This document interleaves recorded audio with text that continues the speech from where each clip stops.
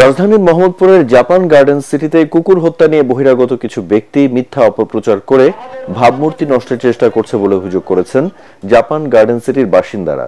Japan garden সিটির সামনে আয়োজিত মানববন্ধনে তারা বলেন, গত কয়েক বছরে সেখানে 47টিরও বেশি কুকুর কামড়ানোর ঘটনা ঘটেছে। উপদ্রব বেড়েছে বহিরাগত কুকুরের, জানিয়ে শিশু ও বৃদ্ধদের নিরাপত্তা নিয়ে তারা শঙ্কিত। সিটি কর্পোরেশনের সহায়তায় বেওয়ারিশ কুকুরগুলো স্থানান্তরের পরিকল্পনা নিলে একটি গোষ্ঠী তা বাধাগ্রস্ত করার চেষ্টা চালাচ্ছে। তারা সামাজিক মাধ্যমে বিভিন্ন অপপ্রচার চালানোর পাশাপাশি আক্রমণের হুমকিও দিচ্ছে। স্কুলে যায়, যারা স্কুল থেকে আসে, বৃদ্ধ লোকেরা যারা মসজিদে যায় এবং ছোট ছোট বাচ্চারা এখানে সাইকেল চালায়, ফুটবল খেলে, তারা তাদের মতো করে আনন্দ বেড়ায়। আমি এক কথাই বলতে চাই, এটা হলো আমাদের উঠোন, আমাদের আঙ্গিনা। জাপান গার্ডেন সিটি আমাদের বাড়ি। আমরা 1800 পরিবার, 1800 ভাই বোন আমরা একসাথে থাকি। সুতরাং এই জায়গায় যদি বেওয়ারিশ কুকুর থাকে তাহলে আমাদের ছেলে মেয়েরা সঠিকভাবে খেলাধুলা করতে পারে না, তাদেরকে আহত করা হয়, তাদেরকে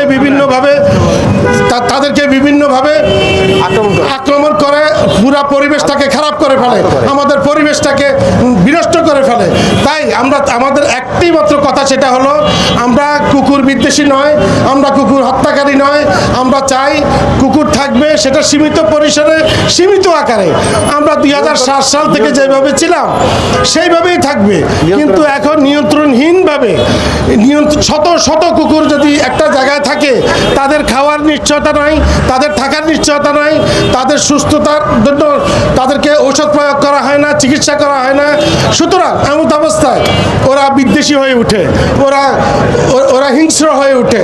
এই হিংস্র হয়ে তারা তখন কি করে?